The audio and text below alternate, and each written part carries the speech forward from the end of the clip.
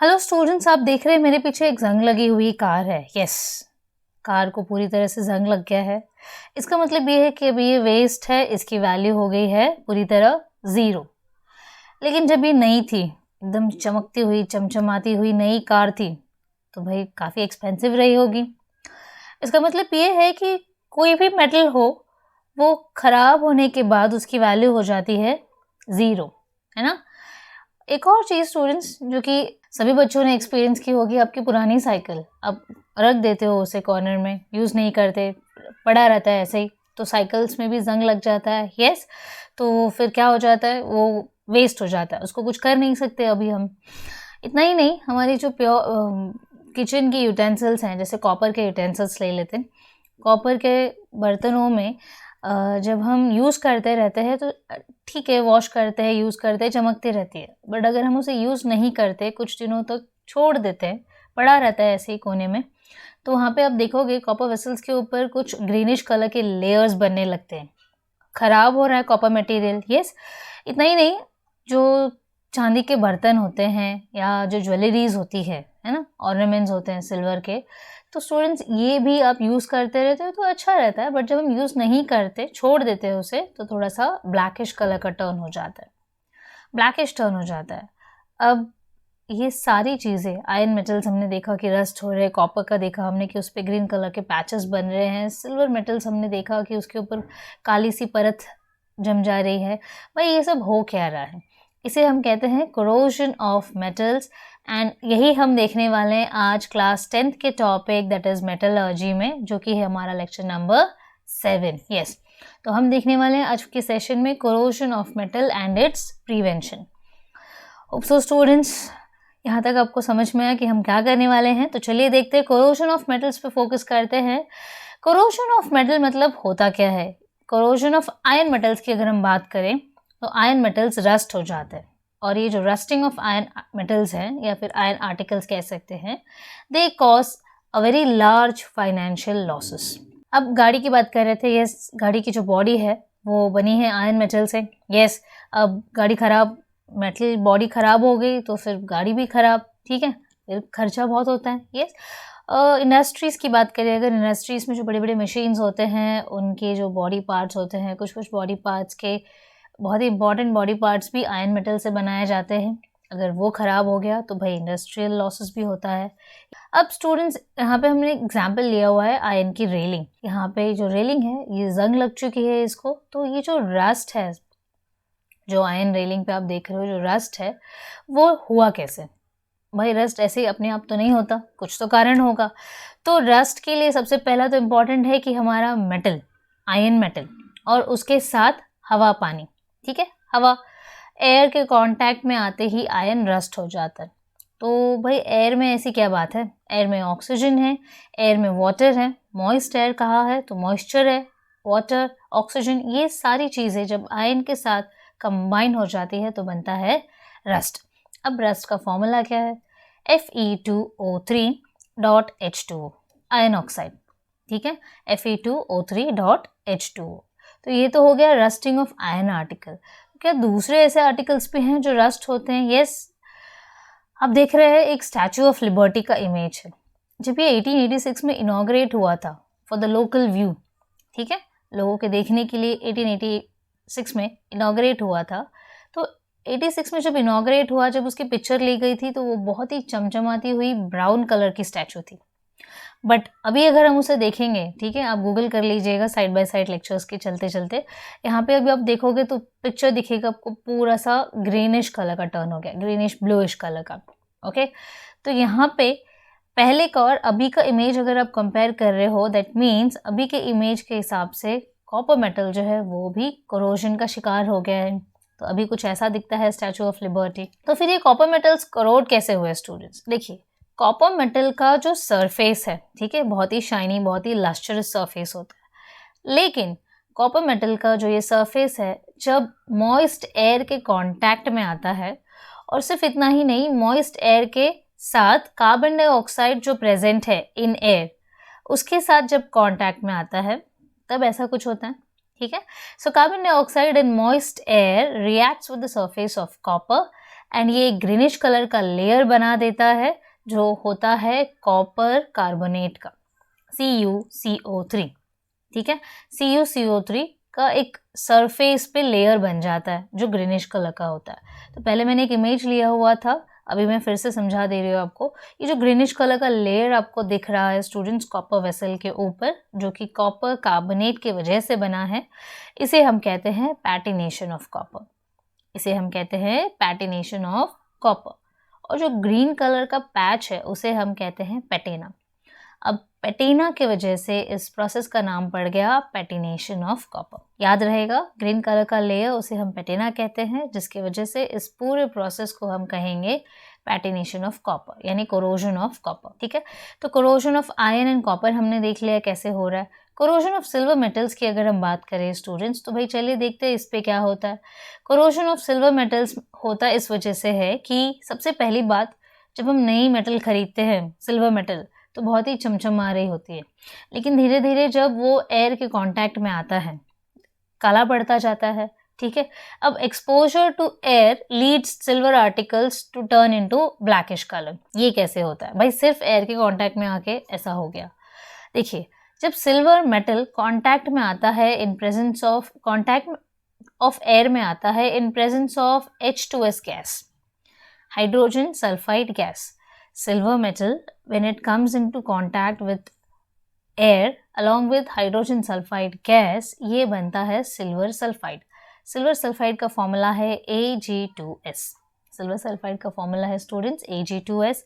अब यहाँ पे जो ब्लैक कलर का लेयर बन जा रहा है वो है सिल्वर सल्फाइड। समझ में आ गया आपको? सिल्वर सल्फाइड का लेयर।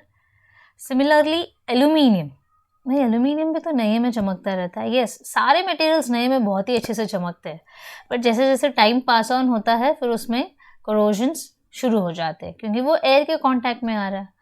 तो क्या फिर एल्यूमिनियम मेटल भी ऐसे ही है क्या मैम? यस, एल्यूमिनियम मेटल भी जब कांटेक्ट ऑफ एयर आता, एयर के कांटेक्ट में आता है, तो ये बन जाता है एल्यूमिनियम ऑक्साइड। ठीक है, एल्यूमिनियम वेसल्स के ऊपर एक एल्यूमिनियम ऑक्साइड की लेयर दिखाई देती है। ठीक है, अब यहाँ पे रिएक्शन को भी फोकस कर लेते हैं students. Aluminium, that is aluminium plus oxygen, air के कांटेक्ट में आना, मतलब एयर में जो ऑक्सीजन है उसके साथ कांटेक्ट में आना। Aluminium plus oxygen will lead us to aluminium oxide. तो एल्यूमिनियम के ऊपर जो लेयर बन जा रहा है वो होता है एल्यूमिनियम ऑक्साइड, जिसका फॉर्मूला है Al2O3। Formula is Al2O3, aluminium oxide बन गया। तो स्टूडेंट्स, हमने अभी तक देखा कि कॉपर हो, सिल्वर हो, एल्यूमिनियम हो, आयरन हो, ये सारे मेटल्स कभी ना कभी कोरोड तो होते ही हैं। तो क्या भाई इसका कोई इलाज है, प्रिवेंशन है? Yes, prevention is better than cure. तो प्रिवेंशन ऑफ कोरोजन्स क्या है students? Corrosion of metals can be stopped by keeping metals isolated from a direct contact with air. मतलब मेटल्स को एयर के कॉन्टैक्ट में आने ही ना दें। अब मेटल्स एयर के कांटेक्ट में ना आए, ऐसा कुछ करना होगा, जो कि प्रिवेंशन ऑफ कोरोजन का मेन मोटो है। Now what is that? अब ऐसा हम क्या क्या कर सकते हैं? ऐसे बहुत से डिफरेंट प्रोसेसेस हैं जो हम कर सकते हैं। That is, first is painting. आपने देखा होगा जब आपके विंडो फ्रेम्स जो हैं एल्यूमिनियम के बने होते हैं, लेकिन बाहर उसे एक शील्ड दिया जाता है, आयरन शील्ड, है ना, प्रोटेक्शन के लिए। तो ये जो आयरन शील्ड होते हैं स्टूडेंट्स, कैसे प्रोटेक्ट किए जाते हैं? By just painting. यस, तो सबसे पहला है पेंटिंग। कभी कभी पेंटिंग से भी नहीं होता, कुछ कुछ मेटल्स पेंटिंग से भी प्रिवेंट नहीं होते, तो हम उन्हें ऑयलिंग करते रहते हैं। ऑयलिंग से क्या होगा कि उस पर रस्ट नहीं लगेगा, मॉइस्चर नहीं आएगा, रस्ट नहीं लगेगा। पेंटिंग से भी नहीं हुआ तो फिर ग्रीसिंग भी करते हैं। यस, पेंटिंग, ऑयलिंग, ग्रीसिंग, ये सारे क्या है? ये सारे प्रिवेंशन ऑफ कोरोजन्स के मेथड्स हैं। तो ग्रीसिंग करते हैं। यस, ग्रीसिंग आपने देखा होगा, जो आयरन के शटर्स होते हैं बड़े बड़े शॉप्स के, उसे हम ग्रीस करते रहते हैं। गाड़ियों के कुछ ऐसे पार्ट्स होते हैं जिसे हम ग्रीसिंग करते रहते हैं। तो ग्रीसिंग भी एक बहुत अच्छा रीज़न है कि कोरोजन से हम बचा सकते हैं अपने आर्टिकल्स को। Next is varnish. अब ये वार्निश क्या है स्टूडेंट्स? आपने देखा होगा वार्निश, या आपको पता होगा तो बहुत अच्छी बात है। वार्निश मेजरली वुडन आर्टिकल्स पे लगाया जाता है। जो फर्नीचर्स हम बनाते हैं उस पर वार्निश लगाया जाता है। बिफोर यूजिंग हम वार्निश लगाते हैं वुडन आर्टिकल्स को। तो वार्निश तो ये वुडन आर्टिकल्स का हो गया, और हम मेटल्स की बात कर रहे हैं। यस स्टूडेंट्स, सिर्फ और सिर्फ वुडन पे ही नहीं, हम इसको मेटल्स पे भी यूज़ कर सकते हैं। अब वार्निश जब हम लगाते हैं तो एक थोड़ी सी अजीब सी स्मेल आती है। वो इस वजह से स्टूडेंट्स की वार्निश जो है बनाया गया है एक रेजिन मटेरियल से, जिसको हम अल्कोहल में डिज़ोल्व करके वार्निश बनाते हैं और एक लेयर लगाते हैं मेटल्स को। तो वो अल्कोहल एंड रेजिन मटेरियल की वजह से ऐसा एक थोड़ा सा अजीब सा स्मेल आता है, बट वार्निश भी हम लगाते हैं। तो पेंटिंग, ऑयलिंग, ग्रीसिंग, वार्निश, ये सारे रीजंस हम यूज़ कर सकते हैं फॉर प्रिवेंशन ऑफ करोशंस। तो बस भाई बात ख़त्म, प्रिवेंशन ख़त्म? नहीं, ऐसा नहीं है स्टूडेंट्स, सिर्फ और सिर्फ इससे प्रिवेंशन नहीं होगा। क्यों? मान लीजिए कि आपने प्रिवेंशन के लिए गाड़ियों को पेंट की, है ना, गाड़ियाँ, एक एग्जाम्पल लेते हैं, गाड़ी को आपने पेंट किया, आपके पास बहुत अच्छी कार है, आपने अपना फेवरेट कलर लगाया था उस पर, यस, बट अगर कहीं पे गाड़ी को आपने ठोक दी, स्क्रैच आ गया, गाड़ी को आपने कहीं ठोक दी, स्क्रैच आ गया, तो जहाँ पे स्क्रैच आया उस एरिया का पेंट निकल गया। अब पेंट निकल गया मतलब क्या हो गया, एक small surface of the metal, a small surface of the metal comes in contact with air directly, है ना, देख रहे हो आप, थोड़ा सा स्क्रैच आ गया, पेंट निकल गया, उतना सरफेस एयर के कांटेक्ट में आएगा। अब एयर के कांटेक्ट में आएगा मतलब क्या है, उतने सरफेस पे रस्टिंग प्रोसेस शुरू हो जाएगा, और फिर धीरे धीरे धीरे धीरे पेंट के नीचे भी हमारा मेटल रस्ट हो सकता है। Got it? तो मतलब पेंटिंग एक फुल प्रूफ प्रिवेंशन नहीं है। यस, पेंटिंग एक फुल प्रूफ प्रिवेंशन नहीं है। तो अभी कुछ और भी ऑप्शंस है क्या प्रिवेंशन के लिए? यस, वो क्या? Corrosion can be prevented by putting a layer of non-corrodable metal on a corrodable metal. इसका मतलब क्या है मैम? सी स्टूडेंट्स, corrodable metal क्या है? Iron, steel, aluminium, silver, copper, ये सारे क्या हैं? सॉरी, स्टील नहीं है, आयरन, सिल्वर, कॉपर, ये सारे क्या हैं? corrodable metals हैं। तो ये सारे corrodable metals यानी जो रस्ट हो सकते हैं, जो खराब हो सकते हैं, उनके ऊपर हम एक नॉन corrodable मेटल का लेयर लगा दें। चलिए समझते हैं एक डेमोन्स्ट्रेशन से। ये एक कोरोडेबल मेटल है, ठीक है। कोरोडेबल मेटल के ऊपर मैंने एक शीट लगा दी या फिर एक लेयर लगा दिया नॉन कोरोडेबल मेटल का, ठीक है। अब कोरोडेबल मेटल्स क्या क्या है वो तो हमने देख ली, नॉन कोरोडेबल मेटल्स भी देखेंगे as per the time passes, lectures में हम देखेंगे। अब ये जो प्रोसेस है कोरोडेबल मेटल एंड नॉन कोरोडेबल मेटल के ऊपर नॉन कोरोडेबल मेटल का लेयर लगाना, इसको हम बहुत ही डिफरेंट प्रोसेसेस हैं, लेवल्स हैं, उसमें लगा सकते हैं। तो सबसे पहला प्रोसेस है गैल्वेनाइजिंग। गैल्वेनाइजिंग से भी हम नॉन कोरोडेबल मेटल के ऊपर एक नॉन कोरोडेबल मेटल लगा सकते हैं। Galvanising is used for iron and steel. Tinning कर सकते हैं, एनोडाइजिंग यूज कर सकते हैं, electroplating and alloying. Galvanising, tinning, anodising, electroplating, alloying, ये अलग अलग मेथड्स हैं जिससे हम कोरोडेबल मेटल पे नॉन कोरोडेबल मटेरियल का लेयर लगा सकते हैं। ये स्टूडेंट्स, तो सबसे पहला मेथड जो है दैट इज गैल्वेनाइजिंग, वो क्या है students? Galvanising is the process of applying a thin layer of zinc.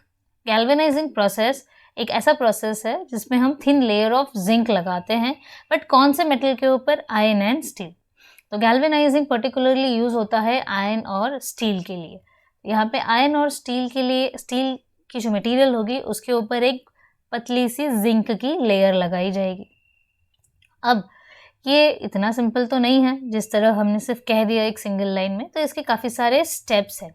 सबसे पहले कॉस्टिक वॉशिंग, उसके बाद रिंसिंग, फिर होगा पिकलिंग, फिर रिंसिंग, फिर flux solution, drying, zinc bath and then cooling, and at the end is just inspection.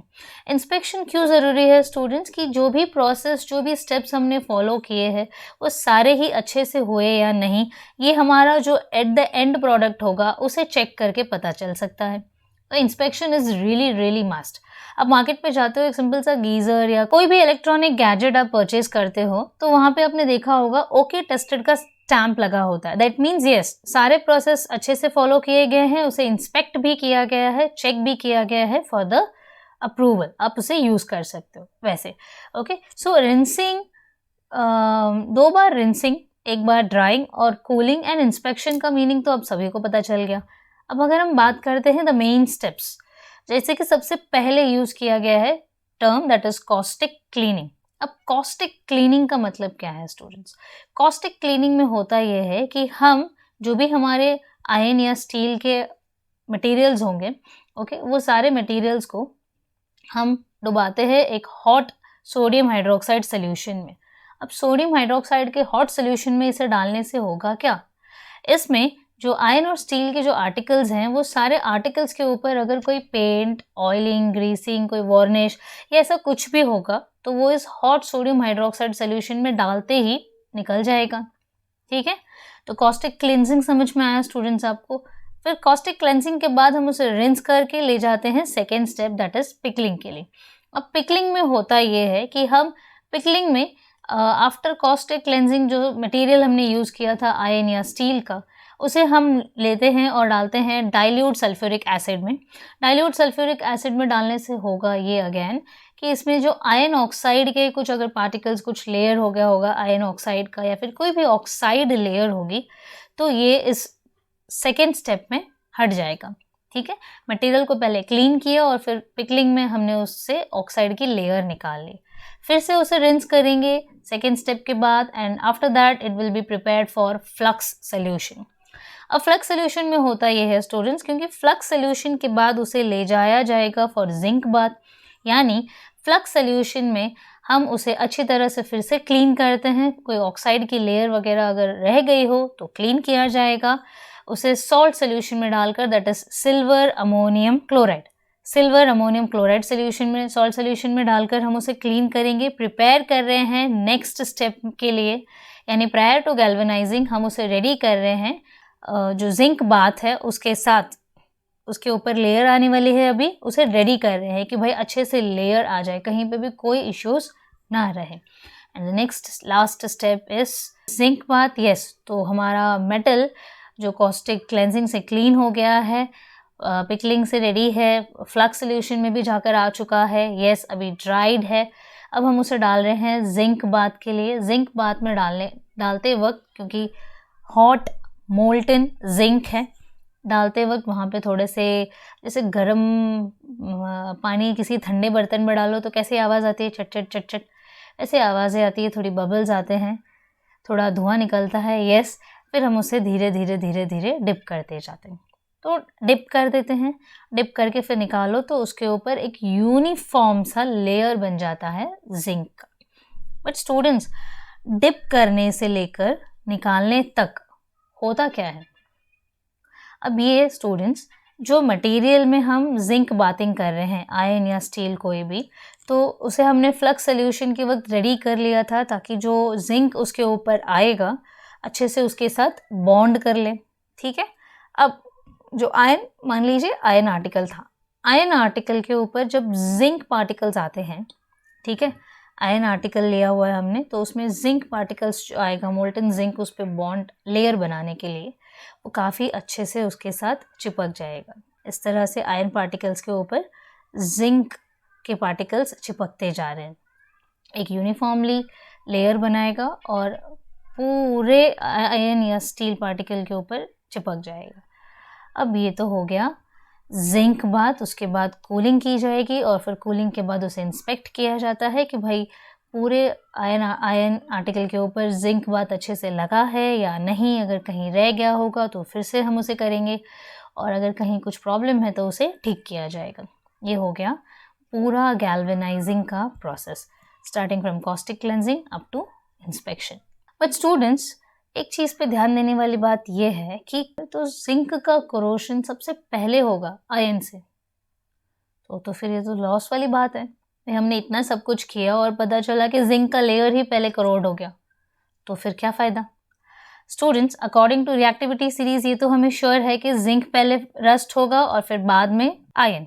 Okay, तो ऐसा अगर होता तो फिर हम ये सब प्रोसेस करते ही क्यों? स्टूडेंट्स, होता ये है कि गैल्वेनाइजिंग प्रोसेस में जब हम एक थिन लेयर ऑफ जिंक लगाते हैं during the process of zinc bath, और जब हम उसे इंस्पेक्शन कूल करके जब हम इंस्पेक्शन के लिए ले जाते हैं, तो वहाँ पे होता ये है कि जो आर्टिकल है जिसके ऊपर जिंक बाथ का लेयर लगाया गया था, वो हवा के कांटेक्ट में आकर एक ऑक्साइड लेयर बना लेती है फिर से अपने ऊपर।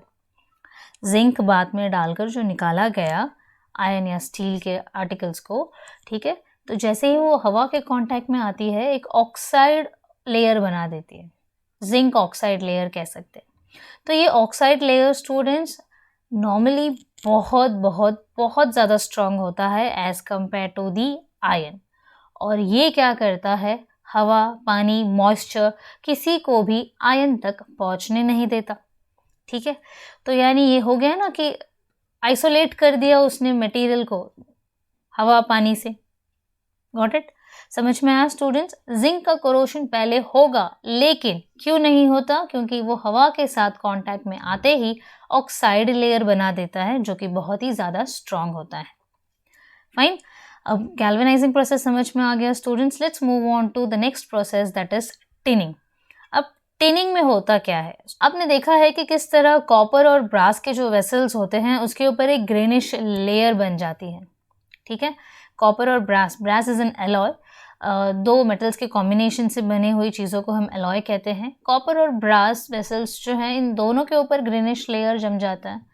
तो ऐसे वेसल्स को हम क्या करें भाई? उसे यूज़ नहीं कर सकते खाना बनाने के लिए, क्योंकि अगर जो भी खाना बनाया जाएगा उसमें वो खाना पॉइजनस होगा, वो हमारे बॉडी के लिए बहुत ही ज़्यादा हार्मफुल साबित हो सकता है। ऐसे बर्तनों में बना खाना अगर आपने खा लिया तो आपको food poisoning, diarrhoea, various other problems हो सकती है। तो फिर बहुत ही डिफ़िकल्ट सिचुएशन वाली बात होगी। यानी ऐसे वेसल्स को हम यूज़ नहीं करें। नहीं भाई, यूज़ करना है, पैसे दे के खरीदे हैं, ऐसे कैसे कर सकते हैं? इसी के लिए हम प्रोसेस यूज़ करते हैं, दैट इज़ टिनिंग।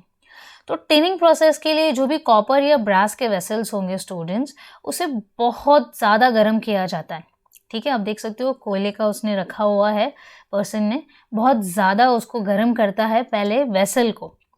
वेसल को गर्म करने के बाद उसके ऊपर एक टिन की लेयर चढ़ाई जाती है। टिन अगेन एक मेटल है, तो टिन का जो मेटल है उसको आप देखोगे वो थोड़ा सा गर्म बर्तन पे लगा दे रहा है, टच कर दे रहा है, तो फिर वो मेल्ट हो जाता है हल्के से, और धीरे से वो उसे रब करके स्प्रेड कर रहा है, तो चारों तरफ से इक्वल ही डिस्ट्रीब्यूशन हो जाता है टिन मटेरियल का, और वो अभी कोट कर दे रहा है। अच्छा, टिन ही क्यों? क्योंकि टिन जो है वो बहुत ही स्ट्रॉन्ग मेटल है, जल्दी कोरोड नहीं होगा, यस, और वो बहुत ही जल्दी मेल्ट भी हो जाता है, ऑलमोस्ट 230 डिग्री सेल्सियस तक मेल्ट हो जाता है। तो टिनिंग प्रोसेस समझ में आ गया स्टूडेंट्स आपको? टिनिंग से क्या होगा कि कॉपर वेसल्स के ऊपर कभी भी कोई ग्रीनिश लेयर नहीं जमा होगी, और जिससे हमारा वेसल खराब नहीं होगा और वो लॉन्ग लास्टिंग रहेगा। नेक्स्ट हम बात करते हैं एनोडाइजेशन की। स्टूडेंट्स, एनोडाइजेशन प्रोसेस में होता क्या है? स्टूडेंट्स, एनोडाइजेशन प्रोसेस तो स्पेसिफिकली एल्यूमिनियम के लिए हम यूज़ करते हैं। तो एक डेमोन्स्ट्रेशन देखते हैं। एल्यूमिनियम की लेयर, एल्यूमिनियम का मेटल लेते हैं, और एल्यूमिनियम मेटल को हम जानबूझकर उसके ऊपर एक एल्यूमिनियम ऑक्साइड की लेयर लगा देते हैं। ठीक है, हम खुद से ही एक एल्यूमिनियम ऑक्साइड की लेयर लगा देते हैं, जिससे होगा ये कि वो ज़्यादा देर तक, ज़्यादा दिनों तक स्ट्रॉन्ग रहेगी और कोरोड भी नहीं होगा। ठीक है, अब ये एल्यूमिनियम ऑक्साइड की जो लेयर हम लगा रहे हैं अपने हाथों से तो नहीं लगाते, है ना? थोड़ी पेंट की तरह हमने पेंट कर दिया, नहीं, ऐसा नहीं है। तो ये जो ऑक्साइड की लेयर हम लगाते हैं स्टूडेंट्स, ये हम करते हैं with the help of electrolysis process. अब ये होता कैसा है? देखिए, a thin layer of aluminium oxide obstructs the contact of aluminium with oxygen and water. अब हम ऐसा क्यों कर रहे थे? एल्यूमिनियम के ऊपर एक ऑक्साइड की लेयर हमने क्यों लगाई, कैसे लगाई, वो तो बता दी मैंने इलेक्ट्रोलिसिस से। पूरे मेथड को हम डिटेल में देखेंगे। ठीक है, इलेक्ट्रोलिसिस प्रोसेस से हमने ऑक्साइड लेयर तो लगा दी एल्यूमिनियम पे। अब ये ऑक्साइड लेयर का काम क्या है? वो ये कि ऑक्सीजन और वाटर को ये एल्यूमिनियम मेटल तक पहुंचने ही नहीं दे रहा। ठीक है, तो एल्यूमिनियम मेटल तक ये जो ऑक्सीजन और एयर के पार्टिकल्स हैं, वाटर के पार्टिकल्स हैं, वो अगर पहुंचेंगे ही नहीं तो क्या होगा? हमारा मेटल जो है फर्दर ऑक्सीडेशन प्रोसेस से बच जाएगा। ठीक है, पूरा एल्यूमिनियम मेटल ऑक्साइड होने से बेटर है हमने सिर्फ उसके टॉप मोस्ट लेयर को ऑक्साइड कर दिया। ठीक है, और ऑक्साइड्स ऑफ एल्यूमिनियम लेयर लगा के हमने उसके अंदर जो एल्यूमिनियम मेटल है जो कि करोड हो सकते थे उसे बचा लिया। ये students, so this prevents further oxidation. अब ये जो इलेक्ट्रोलिसिस प्रोसेस है वो कैसे होता है स्टूडेंट्स? इलेक्ट्रोलिसिस प्रोसेस के लिए हम एक सेटअप ले रहे हैं, वो सेटअप देख लीजिए। पहले एक टैंक लिया हुआ है, टैंक के अंदर और बाहर कुछ चीज़ें हैं। तो बाहर एक पावर सोर्स है, यस पावर सोर्स में पॉजिटिव एंड नेगेटिव दो टर्मिनल्स हैं. Negative terminal is connected to our tank and positive terminal is connected to a hanger. Negative terminal क्योंकि टैंक से कनेक्टेड है तो tank will be acting as a cathode, और positive terminal क्योंकि hanger से connected है तो hanger will be acting as an an. अब जो हैंगर से कनेक्टेड है पॉजिटिव टर्मिनल, उस हैंगर पे 3 अलग अलग एल्यूमिनियम आर्टिकल्स लटक रहे हैं. यस, 3 एल्यूमिनियम आर्टिकल्स अलग अलग साइजेस एंड शेप्स के हैं, वो हैं. तो दैट मीन्स ये जो एल्यूमिनियम के आर्टिकल्स हैं ये सारे एज एन एनोड काम करेंगे. ठीक है, ये सारे एज एन एनोड काम करेंगे और टैंक में जो सोल्यूशन लिया हुआ है वो है डाइल्यूट सल्फ्यूरिक एसिड. अब जैसे ही हम इसमें से करंट यानी पावर सोर्स में से करंट सप्लाई शुरू होगा तो होगा क्या, पावर सप्लाई शुरू होते ही टैंक के आसपास सारे टैंक के आसपास यानी कैथोड के आसपास सारे हाइड्रोजन गैस बबल्स लिबरेट होने शुरू हो जाएंगे. टैंक कैथोड है तो कैथोड के आसपास हाइड्रोजन गैस रिलीज होने शुरू हो जाएंगे. तो भाई इलेक्ट्रिक करंट सप्लाई होते ही सिर्फ और सिर्फ कैथोड पे रिएक्शन होगा क्या? नहीं, एनोड पे भी रिएक्शन होगा. अब वो क्या, एनोड पे जो रिएक्शन होगा स्टूडेंट्स, उस पे ऑक्सीजन गैसेस रिलीज होने लगेंगे. एल्यूमिनियम आर्टिकल जो कि एनोड की तरह काम कर रहा है उस पे ऑक्सीजन गैस बबल्स रिलीज होने लगेंगे. कैथोड पे हाइड्रोजन गैस बबल्स और एनोड पे ऑक्सीजन गैस बबल्स. अब ध्यान देने वाली बात यह है स्टूडेंट्स कि एनोड का जो आर्टिकल है वो कौन सा है? एल्यूमिनियम. अब एल्यूमिनियम आर्टिकल जब ऑक्सीजन के कांटेक्ट में आ रहा है दैट मीन्स ये क्या बनाएगा? एल्यूमिनियम ऑक्साइड बनाएगा. यस, एल्यूमिनियम आर्टिकल्स के ऊपर oxygen gas bubbles, that means Al plus O2 will give us Al2O3. Yes, aluminium oxide का लेयर बन गया. अब एल्यूमिनियम ऑक्साइड का लेयर ही तो बनाना था हमें. एल्यूमिनियम आर्टिकल के ऊपर हम क्या कर रहे थे? एनोडाइजिंग की मदद से यानी इलेक्ट्रोलिसिस की मदद से एल्यूमिनियम आर्टिकल के ऊपर हम एक एल्यूमिनियम ऑक्साइड का लेयर बनाते हैं ताकि वो हवा और पानी से आइसोलेट होकर रहे. यस स्टूडेंट्स, इलेक्ट्रोलिसिस समझ में आ गया आपको. Let's move on to the next one, that is electroplating. Electroplating मतलब होगा क्या? स्टूडेंट्स आपने देखा होगा कभी ऐसे कुछ मेटल्स होते हैं जिसके ऊपर हम दूसरी मेटल की लेयर लगा देते हैं, जैसे आर्टिफिशियल गोल्ड ज्वेलरीज है ना, नीचे ब्रॉन्ज का होगा और उसके ऊपर हमने गोल्ड प्लेटिंग कर दी, ऐसा कुछ. यस, सिमिलरली ऐसा ही होता है. इसमें हम लेस रिएक्टिव मेटल को कोट करते हैं on a very highly reactive material by electrolysis process. That means, मैं रिपीट करती हूँ sentence, a less reactive metal is coated on a very high reactive या फिर more reactive metals by electrolysis process. Anodizing में भी हमने electrolysis देखा था, यहाँ पे भी electrolysis है. Yes, electrolysis is the best process for coating. Yes, तो यहाँ पे electroplating कैसे होगा स्टूडेंट्स? आपने देखा होगा कुछ कॉपर के चमची के ऊपर आपने स्टील की परत लगा दी तो वो स्टील जैसा दिखता है. Yes, इतना ही नहीं, वो गोल्ड प्लेटेड वॉचेस भी देखे होंगे. अब गोल्ड प्लेटेड वॉचेस बहुत ही फेमस है, काफ़ी लोग ऐसे शो ऑफ करते हैं, मेरे पास गोल्ड प्लेटेड वॉचेस है ऐसे. तो gold plated watches pure gold से नहीं बने होते हैं स्टूडेंट्स, गोल्ड प्लेटिंग होती है सिर्फ उसके ऊपर. तो ये भी इलेक्ट्रोलिसिस प्रोसेस से ही किया जाता है. तो देखते हैं इलेक्ट्रोलिसिस प्रोसेस किस तरह किया जाता है फॉर इलेक्ट्रोप्लेटिंग. यस, अब यहाँ पे आप देख सकते हो एक बीकर है, एक बीकर के ऊपर आप देख सकते हो वोल्टेज सोर्स यानी पावर सोर्स है जिससे 2 आउटपुट्स निकले हुए, positive and negative terminal. Positive terminal पे एनोड जो कि सिल्वर मेटल का है और नेगेटिव टर्मिनल जो कि कैथोड वो है स्पून, एक दूसरे मेटल का, कॉपर मान के चलते हैं. ठीक है, सिल्वर एनोड की तरह काम कर रहा है, कॉपर कैथोड की तरह काम कर रहा है.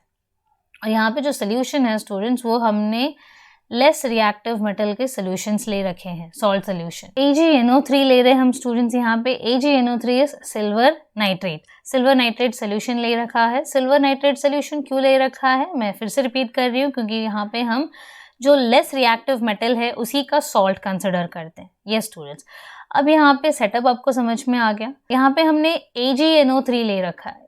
AgNO3 यानी कहीं ना कहीं ये सॉल्ट सोल्यूशन है तो इलेक्ट्रिक करंट पास होते ही डिसोशिएट होगा, यानी Ag+ एंड NO3- में डिवाइड हो जाएंगे आयंस.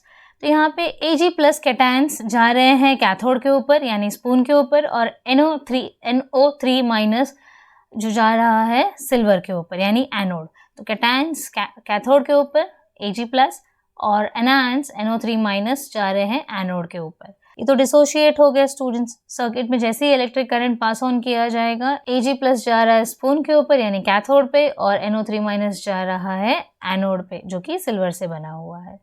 तो ओवरऑल प्रोसेस अभी होता कैसे है students, let's have a deep look into it. देखते हैं स्टूडेंट्स, जब इलेक्ट्रिक करंट पास हुआ तो आयंस डिसोशिएट हो गए। यस, आयंस डिसोशिएट हो गए, तो यहाँ पे हम सिर्फ 2 ही आयंस कंसिडर करेंगे, एक Ag और एक NO3 का। ठीक है, एक Ag प्लस है और एक NO3 है। तो हमने देखा है Ag प्लस स्पून पे जा रहा है और NO3 सिल्वर पे जा रहा है, कैटायंस कैथोड पे, एनायंस एनोड पे।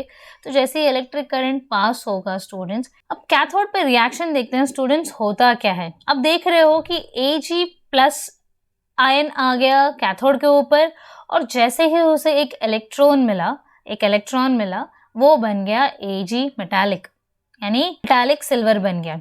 अब यहाँ पे अब कैथोड पर रिएक्शन देखेंगे, Ag प्लस जब इसे एक इलेक्ट्रॉन की ज़रूरत थी, एक इलेक्ट्रॉन मिल गया, तो ये बन गया मेटालिक Ag यानी मेटालिक सिल्वर बन गया। तो यहाँ पे जब कभी भी हम गेन ऑफ इलेक्ट्रॉन देखते हैं तो उसे हम रिडक्शन कहते हैं, करेक्ट। तो कैथोड पे हमेशा रिडक्शन होता है। तो बात करते हैं अब एनोड पे। स्टूडेंट्स, एनोड पे क्या हो रहा है? बिफोर मूविंग इनटू एनोड एक और चीज़ पे फोकस करना रह गया है, दैट इज़ कि जो सोल्यूशन है उसमें से Ag सारे के सारे कैटायंस पे जा रहे हैं, यानी Ag का काउंट कम होते जा रहा है ना। धीरे धीरे कॉपर की जो स्पून है उसके ऊपर Ag यानी सिल्वर की लेयर डिपॉजिट होते जाएगी। यस, अब जैसे जैसे इलेक्ट्रोलिसिस प्रोसेस कंटिन्यू होगा, सारा सिल्वर का काउंट जो है, सारे सिल्वर के आयंस जो हैं धीरे धीरे जाके डिपॉजिट हो जाएंगे स्पून पे, और इलेक्ट्रॉन के लेते ही मेटालिक सिल्वर बन के फिक्स डिपॉजिट हो जाएगा यहाँ पे। तो इलेक्ट्रोलिसिस प्रोसेस अगर इसी तरह चलता रहा तो सिल्वर का काउंट कम होता जाएगा, जबकि ऐसा नहीं होना चाहिए, करेक्ट। तो यहाँ पे जो एनोड है स्टूडेंट्स, एनोड पे रिएक्शन को भी देखिए और एनोड को भी देखते हैं। एनोड जो है वो खुद बना हुआ है सिल्वर से, ठीक है। अब क्योंकि पूरे प्रोसेस में सिल्वर की काफ़ी ज़रूरत है, सिल्वर की प्लेटिंग हमें करनी है कॉपर के ऊपर, तो सोल्यूशन में से तो सिल्वर चला गया, बट फिर भी अभी काउंट कम है। तो एनोड जो कि खुद एक सिल्वर है, वो धीरे धीरे अपनी तरफ से सिल्वर रिलीज़ करना शुरू करेगा, Ag प्लस आयन रिलीज़ करेगा। आप कहोगे मैम वो तो मेटालिक सिल्वर है, तो कैसे? भाई एक इलेक्ट्रॉन को वो रिलीज़ कर रहा है, एक Ag, ठीक है। एक Ag प्लस के लिए वो एक इलेक्ट्रॉन रिलीज़ करेगा और Ag रिलीज़ हो जाएगा सोल्यूशन में। एक इलेक्ट्रॉन रिलीज़ करेगा, एक Ag रिलीज़ हो जाएगा सोल्यूशन में, और फिर वो Ag जाके डिपॉजिट हो जाएगा स्पून पे, और जो इलेक्ट्रॉन रिलीज़ हुआ था वो पूरे सर्किट में घूमते हुए चला जाएगा स्पून पे। मैं रिपीट कर रही हूँ स्टूडेंट्स, ओवरऑल जो सोल्यूशन था वो AgNO3 का था, सिल्वर नाइट्रेट सोल्यूशन था। Ag प्लस और NO3 डिसोशिएट हो गए, है ना, इलेक्ट्रिक करंट पास होते ही डिसोशिएट होंगे, यानी Ag प्लस जो जाएगा वो कॉपर स्पून पे जाएगा और NO3 जो है वो एनोड पे जाएगा। अब AgNO3 एनोड पे जाके भाई फिक्स हो गया, Ag प्लस स्पून पे जा रहा है, उसे एक इलेक्ट्रॉन के मिलते ही वो मेटालिक सिल्वर बन के डिपॉजिट होना शुरू कर रहा है। यस, इसी के साथ Ag प्लस का डिपॉजिट होता रहेगा और Ag का काउंट जो है सोल्यूशन में से कम होता रहेगा, बट ऐसा नहीं हो। एनोड जो सिल्वर का बना हुआ है वो सिल्वर यानी Ag प्लस आयंस रिलीज करेगा anode to the solution with liberation of one electron. एक इलेक्ट्रॉन जाएगा सर्किट में, सर्किट से होते हुए स्पून पे आएगा, और साथ ही साथ Ag प्लस आयन जा रहा है स्पून पे। तो इस तरह क्या होगा स्टूडेंट्स, जो एनोड है हमारा वो उसका काउंट, उसका थिकनेस वो धीरे धीरे कम होता जाएगा। इरेजर्स अब इरेज करते हो ना, तो कैसे इरेज करते करते करते इरेजर छोटा हो जाता है, पतला हो जाता है, वैसे ही एनोड भी Ag प्लस रिलीज करते करते घट जा रहा है, कट जा रहा है, ठीक है। तो एनोड पे रिएक्शन क्या हुआ स्टूडेंट्स, मेटालिक सिल्वर ने एक इलेक्ट्रॉन रिलीज कर दिया Ag प्लस आयन, और इस प्रोसेस को हम कहते हैं ऑक्सीडेशन। तो एनोड पे हो रहा है ऑक्सीडेशन, कैथोड पे हो रहा है रिडक्शन, ये होता है इलेक्ट्रोप्लेटिंग, एक मेटल को दूसरे मेटल पे चढ़ाना, ठीक है, उसकी परत चढ़ाना ऐसे। सो कैथोड एंड एनोड पर reactions very much clear students. अब देखते हैं the last one, that is alloying. Yes, alloying में होता क्या है स्टूडेंट्स, एलॉइंग में आप होमोजीनियस मिक्सचर्स यानी two same mixtures formed by mixing, दो चीज़ों को मिक्स करना। मिक्सिंग व्हाट, अ मेटल और अ नॉन मेटल, मेटल को किसी दूसरे मेटल के साथ या मेटल को किसी दूसरे नॉन मेटल के साथ, नॉन मेटल को किसी दूसरे नॉन मेटल के साथ, वाइस वर्सा आप मिक्स करते हो, एक होमोजेनियस मिक्सचर बनाते हो with a fixed proportion. Proportion fixed होता है कि भाई कौन सी चीज़ कितने अमाउंट की होगी, और इसी को हम कहते हैं एलॉय, ठीक है। तो मान लीजिए मेटल ए लिया हुआ है, मेटल बी लिया हुआ है, कुछ एक फिक्स्ड प्रपोर्शन में हम उन दोनों को मिलाते हैं और बनाते हैं एक एलॉय, करेक्ट। तो एलॉय समझ में आ गया स्टूडेंट्स कैसा है। तो इनका जो ओवरऑल बनाने का प्रोसेस है वो कैसा होता है। एलॉय जो बने हुए हैं, एग्जाम्पल्स हैं जैसे कि bronze is an alloy formed from 90% copper and 10% tin, यानी ये उसका फिक्स प्रोपोर्शन है क्या, यस, 90% कॉपर 10% टिन, ये हमेशा फिक्स्ड होगा। अब कॉपर एंड टिन, टिन याद रखिएगा, bronze is tin, copper Ti, tin 10%, 9:1 ratio, 90% copper 10% tin. बहुत से बच्चों को याद नहीं रहता है कि कॉम्बिनेशन क्या होता है एलॉय का, याद रख सकते हैं स्टूडेंट्स। अब यहाँ पे एक मैंने लायन का स्टैचू लिया हुआ है, यस, ये एक इंटरनेशनल बैंक का सिंबल है, तो काफ़ी फेमस है। अब ये जो स्टैचू है स्टूडेंट्स ब्रॉन्ज का बनाया गया है, वो इसलिए क्योंकि बाहर होगा कोई भी बहुत ही फेमस चीज़ें जो होती है जैसे स्टैचू ऑफ लिबर्टी वगैरह, ये सारी चीज़ें क्या है, बहुत ही फेमस सिंबल्स हैं। तो ऐसे फेमस सिंबल्स को हवा, पानी, सूरज की किरणें सब कुछ झेलना है।